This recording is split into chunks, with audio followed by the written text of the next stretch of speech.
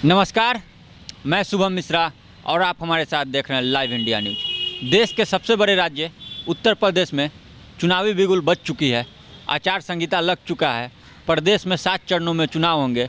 इसी कड़ी में आज हमारे साथ मौजूद हैं AIMIM की नेत्री सह लखनऊ पश्चिमी विधानसभा की प्रत्याशी उजमा परवीन जी। हम इनसे बातचीत करेंगे और जानने की कोशिश करेंगे कि इस चुनाव में इनकी क्या तैयारी है, किस तरह से यह इस बार इस चुनाव को लड़ेंगी, क्योंकि जो है चुनाव आयोग ने सीधे तौर पर रैलियों पर और बड़े बड़े सभाओं पर पाबंदी लगा दी और सभी को जो है डिजिटली रूप से करने का प्रयास किया। तो मैम, सबसे पहला सवाल हम यहीं से शुरुआत करेंगे। जिस तरह से बड़ी बड़ी रैलियों को जो रोक लगाया गया है, कई दलों का कहना है कि इससे जो है छोटे छोटे पार्टियों को नुकसान होने जा रहा है। आपका क्या विचार है? पहले तो शुक्रिया आपके माध्यम से, आपके चैनल के माध्यम से मैं ये कहना चाहती हूँ, रोक लगाइए या जिस तरह की भी रोक लगाना हो आप लगाइए, लेकिन हमारी आवाज़ जो एक बुलंद हुई है उत्तर प्रदेश के अंदर आकर हमारे बैरिस्टर असदुद्दीन ओवैसी साहब ने जो चुनाव के दौरान जो उतरे हैं और लोगों के अधिकार को लेकर, लोगों के कॉन्स्टिट्यूशनल राइट्स को लेकर, तो वो लोगों में जागरूकता पैदा हो गई। भले ही आपने रोक लगा दी। आज आपको पता है, आज बरेली में वो सभा थी, जनसभा थी, पूरी जनता आवाम को संबोधित करना था बैरिस्टर असदुद्दीन ओवैसी साहब को, वो रैली रोक दी गई उनकी। और इस तरह से फ़र्रुखाबाद में भी थी, कल वो भी रोक दी गई। तो जितनी भी आपको रोक लगानी है, चाहे वो भारतीय जनता पार्टी जिस तरह से सरकार में जो मौजूदा सरकार है वो इस तरह से अपने प्रोपेगंडे अपना रही है, अपने हथकंडे अपना रही है और लोगों को रोक लगा रही है, तो देखिए जो आवाम को फैसला करना होगा वो करेगी। आपके रोक लगाने से, आपके रोकने से कुछ होने वाला नहीं है। आप लखनऊ पश्चिमी से आप उम्मीदवार भी हैं AIIM की। आपकी क्या तैयारी है? किस तरह से आप जनता के बीच जाएंगे?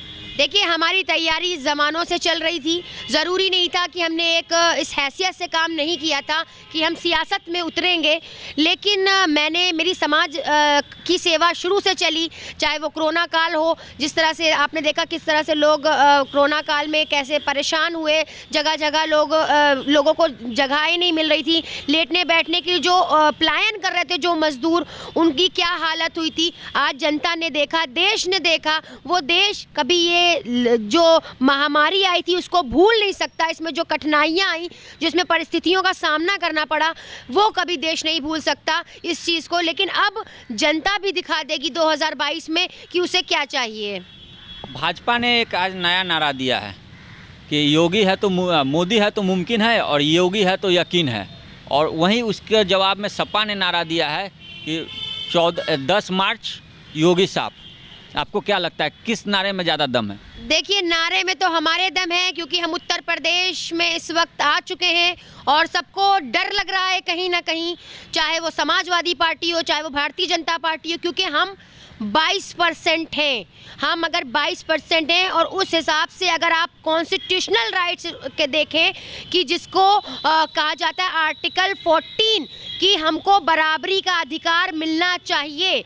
आर्टिकल 14 कहता है कि हमें बराबरी का अधिकार मिलना चाहिए। तो आज हमें बराबरी का अधिकार नहीं मिल रहा, बल्कि हमारे समाज के साथ, मुस्लिम समाज के साथ शोषण हो रहा है। आज हमारी हालत जो है वो दलित से भी बदतर हालत है हमारी। तो अब अगर आप आर्टिकल 15 पर आ जाइए तो कोई भी योजना निकलेगी, कोई भी नौकरी निकलेगी, तो उसमें कॉन्स्टिट्यूशनल राइट्स जो है कि आपको, अगर आप 22% है तो आपको धर्म जाति के बिना आधार पर, यानी बिना उसके आपको नौकरियां दी जाएंगी। तो आर्टिकल 15 पर कौन वो कर रहा है? ये चाहे समाजवादी पार्टी हो, चाहे वो भारतीय जनता पार्टी हो, चाहे वो कांग्रेस पार्टी हो, सबने हमारे समाज को छला है। आज हम किसी की हार और जीत के जिम्मेदार बनने वाले नहीं हैं। आज हम नहीं आए हैं भाजपा को हराने और ना ही आए हैं हम सपा को जिताने। आज हम अपने हुकूक लेने आए हैं, आर्टिकल 15 के तहत अपने अधिकार लेने आए हैं। क्योंकि अगर देखा जाए हमारी संख्या 22% है, तो आज हमारे समाज को 1% भी नौकरी नहीं मिली है। सरकारी नौकरियां कहाँ हैं? अगर आप कहते हैं कि समाजवादी पार्टी पक्षों की बात करती है, मुस्लिम पक्षों की, तो आप बताइए, आज से जब 10 साल पहले, आज से 15 साल पहले, 20 साल पहले जब आपकी सरकार थी, तो हमारे लोग कहाँ आए, हमारे लोगों ने जो आपको वोट दिया, आप पे भरोसा किया, आपको लाकर खड़ा किया, आपको मुख्यमंत्री की कुर्सी पर बैठाया, तो आज हमारे लोगों के साथ आपने क्या किया?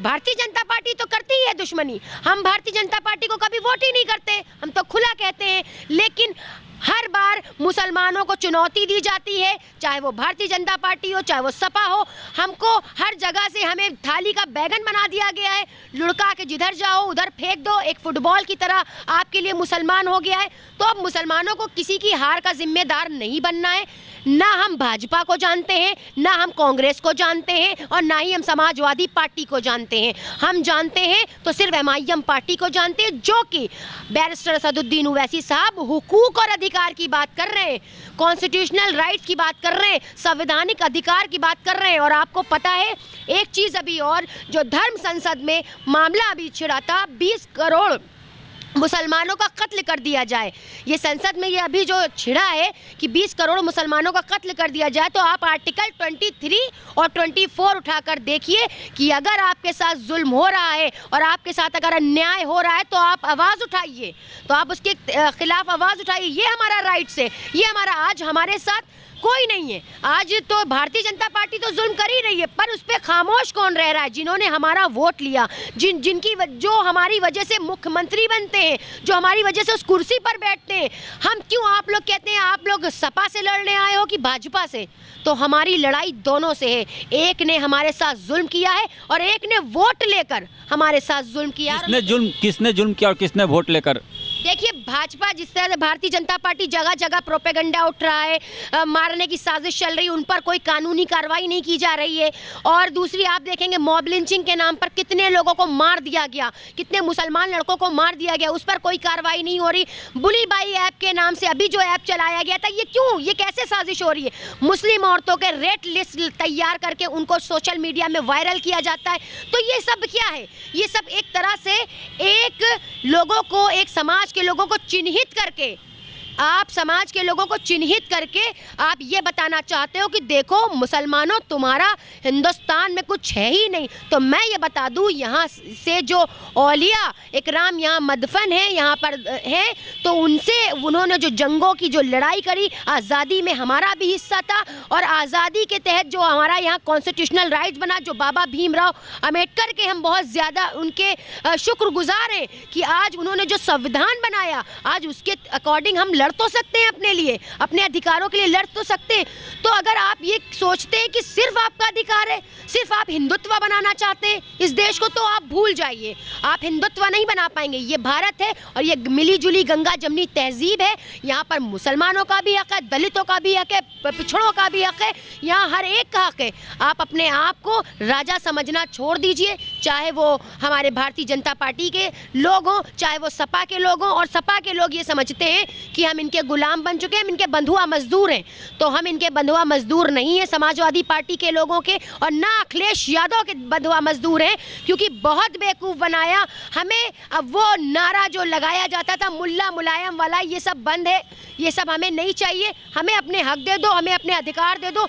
जो हमसे वोट लेता है वही आज हमारा अधिकार न दे पाया तो हम और किससे उम्मीद करेंगे। तो आज हमारे दरमियान एक जो रोशनी उठी है, जिसने जागरूकता पैदा करी है हमारे समाज के अंदर, हमारा समाज सो रहा था अभी कहीं ना कहीं, तो आज जो जागरूकता पैदा हुई है वो कहीं ना कहीं बैरिस्टर असदुद्दीन ओवैसी साहब ने पैदा की है लोगों के दिमाग में। उठो और अपने अधिकार ले लो, अपने हिस्सेदारी ले लो। हम वोट उसी को करेंगे जहां हमारे हिस्सेदारी की बात होगी, जहां हमारे हक की बात होगी। हिस्सेदारी की बात पे हम आते हैं और आपसे जानना चाहते हैं कि योगी सरकार बार बार ये दावा करती है कि केंद्र सरकार में जब भाजपा की सरकार आई तभी ट्रिपल तलाक कानून को जो है हटाया गया, तो क्या ये कानून क्या आप लोगों के लिए फ़ायदेमंद नहीं है? भैया, कानूनों की तो आप बात ही ना करिए, कभी ट्रिपल तलाक, कभी किसान बिल, कभी CA NRC बिल, इनके पास कोनो काम नहीं बचा है सिवाय बिल के, क्योंकि इनके पास खुद का बिजली का बिल नहीं है और दूसरों के बिल की बात करते हैं ये।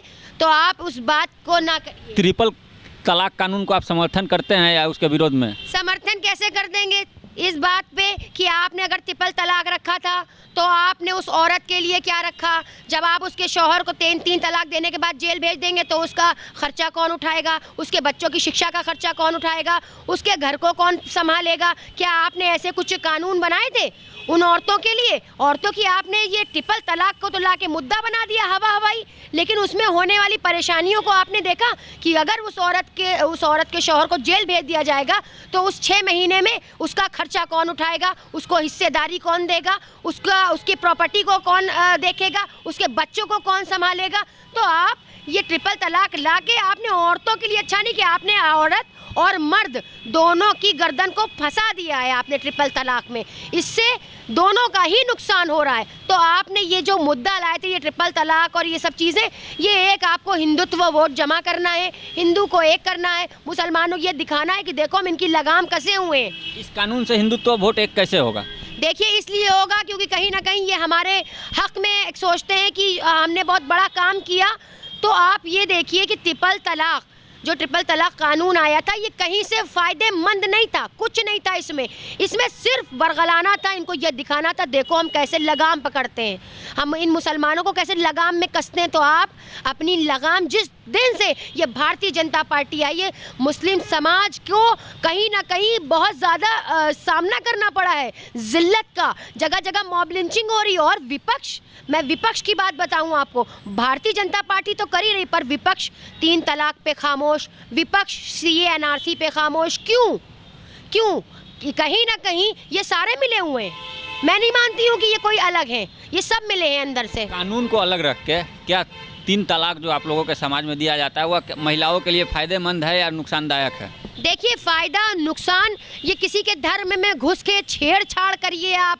हम तो नहीं घुसते किसी के धर्म में, ठीक है। हम तो नहीं कहते कि आप जावेद हबीब का मामला लीजिए, उन्होंने एक महिला के सर पर थुकथुका दिया था या कुछ भी कर दिया था, आपने उसको शोषा बना दिया, आपने उसको मुद्दा बना दिया। लेकिन बड़ी बड़ी जगहों पे मॉब लिंचिंग हो गई, बड़े बड़े केस हो गए। आप मॉब लिंचिंग के लिए क्यों नहीं कानून बना देते कि अगर कोई मुसलमान को प्रताड़ित करेगा तो उसके खिलाफ सख्त से सख्त कार्रवाई होगी, अगर कोई लिंचिंग करेगा तो उसके खिलाफ कार्रवाई होगी। आप देखिए दलितों के साथ जब जुल्म हुआ, आज के दौर में दलितों को अगर कोई बुरा लफ्ज़ इस्तेमाल कर दे दलितों के लिए तो उसके खिलाफ कानून है। ये उनकी देन है, जो काशी राम जी उनके में से लीडर निकले थे जब दलित के साथ जुल्म हो रहा था और बहुत ज़्यादा ज्यादती हो रही थी, बलात्कार हो रहे थे, रेप हो रहे थे, तब वो निकले थे और उठाया था अपनी उसको समाज को कि जागो, देखो कि तुम्हारे अधिकार क्या हैं, तुम्हारे राइट्स क्या हैं। तो राइट्स छीनकर और फालतू की चीज़ों में फंसा देना, ये कानून वो कानून लाइए, लेकिन ढंग के और तुक के कानून लाइए, बेढंगा कानून है। रुकना चाहेंगे, आपने अभी जिक्र किया कि हम मुस्लिम समाज किसी भी और समाज के धर्म में नहीं घुसता है, लेकिन आप ही के पार्टी के नेता बार बार सूर्य नमस्कार का विरोध करते हैं, ऐसा क्यों? देखिए आप ऐसे तो योगी आदित्यनाथ जी कितना ना जाने विरोध कर चुके हैं, वो तो मुख्यमंत्री हैं।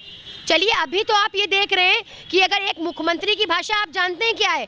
एक मुख्यमंत्री की भाषा ये है कि उसे ठोक देंगे, उसे मार देंगे, उसे ये कर देंगे। तो आप एक मुख्यमंत्री हैं, आप जब इस तरह के अल्फाज इस्तेमाल करते हैं तो आप दूसरों को चिन्हित करके एक मुस्लिम को चिन्हित करते हैं। आप आज जो भारतीय जनता पार्टी का मुद्दा है वो हिंदू और मुस्लिम पर टिका हुआ है। हमारे ओवैसी साहब किसी को बुरा नहीं कहते, हमारे ओवैसी साहब कहते हैं कलम लो हाथ में, उठो और अपने अधिकार ले लो। सूर्य नमस्कार का विरोध क्यों? देखिए सूर्य नमस्कार का विरोध क्यों, इस तरह की बात, देखिए आप जाहिर सी बात है हर कोई अपने अपने धर्म को फॉलो करता है। विरोध करना, सपोर्ट करना, ये आप आगे पूछ सकते हैं, उनसे ही पूछिए, सवाल उनसे ही करिए, क्योंकि जाहिर सी बात है आपको पता होगा कब कहा है उन्होंने ये लफ्ज़, तो आप उनसे सवाल करिए। समर्थन करते हैं सूर्य नमस्कार? देखिए हम समर्थन व्यक्तिगत तौर पे देखिए ये भारत है, गंगा जमनी तहजीब है, मिलीजुली तहजीब है, हम इसको सम्मान करते हैं। हम अपने एक हिंदू भाई को गले लगाते हैं, हमारा पड़ोसी जो हिंदू है उसे हमसे शिकायत नहीं है, सिख है उसे हमसे शिकायत नहीं है, ईसाई है उसे हमसे शिकायत नहीं है। तो ये धर्म के बैठे हुए ये जो योगी जी हैं, ये जो प्रोपेगंडा फैलाते हैं हिंदू मुस्लिम वाला, घुमा फिरा के सवाल नहीं दीजिए, बस एक ही पॉइंट में आप सवाल दीजिए कि आप सूर्य नमस्कार का समर्थन करती हैं या नहीं करती? देखिए समर्थन आप अच्छा आप ये बताइए, आप अल्लाह को मानते हैं या नहीं? हाँ मानते हैं। हाँ ठीक है, गॉड एक है ये मानते हैं? हाँ मानते हैं। हाँ तो मैं भी मानती हूँ कि ऊपर वाला एक है और इसको जो लोगों ने अलग अलग रूप दिए। फिर आप घुमा रहे हैं मेरा सवाल, जो आप सूर्य नमस्कार का समर्थन करती हैं या नहीं करते? अच्छा ये बताइए, आप अलहम्दो सुनाइए, ठीक है, आप अलहम्दो सुनाइए। नहीं। अगर आप एक खुदा को मानते हैं तो आप अलहम्दो सुनाइए। नहीं, हमको नहीं पता है, हमने नहीं पढ़ा है आपके धर्म को। हमको भी इस बारे में बहुत अच्छे से नॉलेज नहीं है। सॉरी। सूर्य नमस्कार का समर्थन करते हैं या विरोध करते हैं? समर्थन, हम विरोध ना समर्थन, हम इस टॉपिक पे बात ही नहीं कर रहे हैं। हम जिस टॉपिक पे बात कर रहे हैं, रोजगार की बात करिए, शिक्षा की बात करिए, महिला सुरक्षा की बात करिए, ऐसे विवादित मुद्दे ना लाइए। विवादित मुद्दा नहीं है, विवादित मुद्दा आप ही के पार्टी ने बनाया है। नहीं, हमारी पार्टी ने बनाया। भारतीय जनता पार्टी जो सबके सामने कहती है कि जो है इनके लोग कहते हैं, वो जो बैठे बाबा जी हैं वहाँ पे कहते हैं कि काट देंगे और मुसलमानों का कत्ल कर देंगे। हमने तो नहीं कहा कि हम किसी हिंदू का कत्ल कर। आप अगर एक भी स्पीच उठा के हमारे बैरिस्टर असदुद्दीन ओवैसी साहब की देख लीजिए, उन्होंने एक लफ्ज भी हमारे हिंदू भाइयों के खिलाफ, पिछड़ों के खिलाफ, दलितों के खिलाफ एक लफ्ज नहीं बोला, बल्कि ये बोला है कि उनको उनके अधिकार मिलने चाहिए, उनके हक मिलने चाहिए। आपने शायद उनको पढ़ा ही नहीं है ठीक से। अगर आप उन्हें पढ़ा होता तो आप ये लफ्ज, ये अल्फाज, ये सवाल मुझसे ना पूछ रहे होते और इस बात का कोई और ही जवाब होता। आपके ही पार्टी ने पिछले दिनों कहा था कि सूर्य नमस्कार का AIM खुले तौर पर विरोध करती है। देखिए एक बात बता दें, विरोध और सपोर्ट तो देखिए चलता ही रहेगा, लेकिन जो जो अपना अपना धर्म है, यहाँ हर कोई आज़ाद है। आप चाहिए तो अपना पूजा करिए, कोई आपको नहीं रोकता। हम चाहते हैं अपनी नमाज पढ़े, हमें कोई नहीं रोकता। लेकिन तब भी हमारी अजानों पर पाबंदियां लगी नहीं लगी, आपको पता है कितनों ने विरोध किया। अब आप बताइए, जो लक्ष्मी जी थी, उन्होंने बहुत बड़ा उसका लिखा था बड़े बड़े अल्फाजों में, सोशल मीडिया पे भी वायरल हुआ थी वो चीज़ कि मैं अजान का विरोध करती हूँ, उन्होंने ये बोला था ना। और एक और थी, मुझे नाम नहीं याद आ रहा है, तो केस भी दर्ज हुआ। हाँ, उस पर केस भी दर्ज हुआ। एक और थी महिला, मैं उनका नाम नहीं इस टाइम ध्यान में आ रहा है, वो बोलने लगी लोगों की नींदों में खलल पैदा होता है जब फजर की अजान होती है। इस तरह से हमें रोक लगाई गई, नमाजों पे रोक लगाई गई, तरावियों पे रोक लगा दी गई, रमज़ान शरीफ में कितनी रोक लगाई गई, कितना जुल्म हुआ। अरे भाई, आप खुद पत्रकार हैं, आप ज़मीनी दौरा करते हैं। अगर हम आज अपने अधिकार के लिए, हक के लिए लड़ रहे हैं, तो आपको लग रहा है हम हिंदू मुस्लिम कर रहे हैं, ये गलत। हमने ऐसा तो कभी नहीं कहा। हमने बस आपसे पूछा कि आप सूर्य नमस्कार का समर्थन करते हैं विरोध? आपने कहा कि आपकी पार्टी ऐसा करती है, आपकी पार्टी वैसा करती है। अभी आपने बोला ना, हमने बोला सूर्य नमस्कार के मैटर मुद्दा पे बोला। मुद्दा आपको जो मुद्दे हैं, असली मुद्दे वो पूछिए ना, शिक्षा से जुड़े मुद्दे पूछिए, रोजगार से जुड़े मुद्दे पूछिए। आखिरी सवाल आपसे, प्रधानमंत्री के साथ पंजाब में जो कुछ भी हुआ, उनके सुरक्षा में चूक हुई, उनको खुले आसमान में 20 मिनट तक रहना पड़ा, इसमें आप किसकी गलती को देखते हैं? किसकी गलती थी? देखिए, प्रधानमंत्री जी की जो रैली थी, जो हुआ, उसके लिए क्या कहा जाए, क्योंकि वो कहते कुछ है, करते कुछ है, जनता उन्हें सुनना नहीं चाहती। सच बात तो ये है कि हकीकत कि भाइयों और बहनों करके बहुत बेवकूफ़ बनाया पूरी जनता को, और पूरे कहीं ना कहीं पूरे भारत को बेवकूफ़ बनाया। तो लोग उन्हें सुनना नहीं चाहते थे, कहीं ना कहीं चूक क्या कहेंगे, लोग खुद नहीं आना चाहे उनकी रैली में। आप देख रहे, इसीलिए आज जो रैलियों पे पाबंदी लगा दी गई। मानते कोविड-19 बेशक है, वो तो है, यहाँ पर इस वक्त वबा फैली हुई है, हर एक को बचना चाहिए, उसको गाइडलाइंस को फॉलो करना चाहिए, सब कुछ करना चाहिए, जाहिर सी बात है। लेकिन सिर्फ चुनाव के दौरान कोरोना, ये क्या मतलब? जब कोई ऐसी वो आती स्थिति, आप कोरोना को ला देते हो। अभी तक तो कोरोना नहीं था, अभी तक तो कुछ नहीं था। रैलियां भी क्या, भारतीय जनता पार्टी की जहां जहां रैली हुई इससे पहले, याद है बिहार का माहौल आपको? तो वहाँ पर आपको याद है, मुझे भी याद है। तो ये चुनाव के दौरान ही ऐसा क्यों कर देते हैं? इनको डर है कि कहीं हम जो है कुर्सी से उतर ना जाएं, डर ना जाए। पर जनता भी है, जनता इतनी भोली नहीं है, जनता दिखा देगी हमें। हमारे लिए जो महंगाई लाई गई, जो हमें शिक्षा से दूर रखा गया, और बहुत सी चीज़ें ऐसी हैं जो पार्शलिटी हुई है, लेकिन आज हमें मतलब नहीं। हमको ये चीज़ है कि आज हमें अधिकार मिलने चाहिए, हमें सबके साथ बराबरी मिलनी चाहिए। हमें एक ऐसा समाज ना समझा जाना चाहिए कि हमें धक्के देकर भगाया जाए। जिस तरह से आपने एक और, मैं इस पॉइंट पर आ जाती हूँ कि समाजवादी पार्टी ने हमारे लोगों को धक्के दिए मंचों से, ठीक है, हमारे ही लोगों का वोट लिया। हमारे लोग कितना सपोर्ट करते थे एक समाजवादी पार्टी को, हमने उठाकर खड़ा किया। किसने? और उसको खड़ा करने वाला कौन था? आज़म खां साहब। और वो आज़म खां साहब आज कहाँ हैं? जेल की चारदीवारी में। और हमारे भैया क्या कर रहे हैं? अखिलेश मियाँ क्या कर रहे हैं? रैलियों पे रैलियाँ कर रहे हैं, ठीक है। उनको उनकी याद नहीं आ रही है। क्यों नहीं आ रही? क्योंकि सरकार बनाने वाले वो ही थे, मुस्लिम्स के सारे वोट बैंकों को इकट्ठा करने वाले आजम खां थे। आज उनको, उनकी कुर्बानियों को समाजवादी पार्टी ने कहीं ना कहीं झुटला दिया है, धुतकार दिया है, नकार दिया है।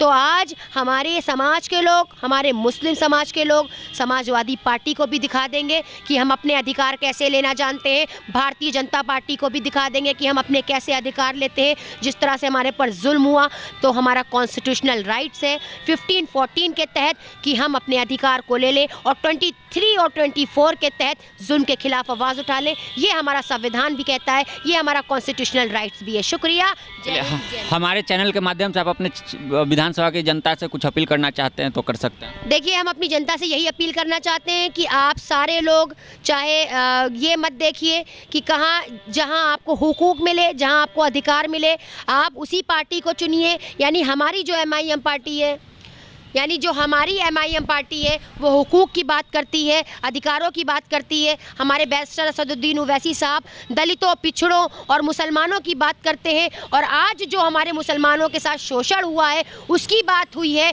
आज उत्तर प्रदेश में जो जुल्म हुआ है मुसलमानों के साथ, और एक रहनुमा आकर निकला है, हमारे दरमियान से एक लीडर निकला है, बैरिस्टर निकला है, तो उसे सपोर्ट करें, उसके हाथ को मजबूत करें और उत्तर प्रदेश में ज़्यादा से ज़्यादा सीटें आएँ। यही हम कोशिश करते हैं इंशाअल्लाह। शुक्रिया।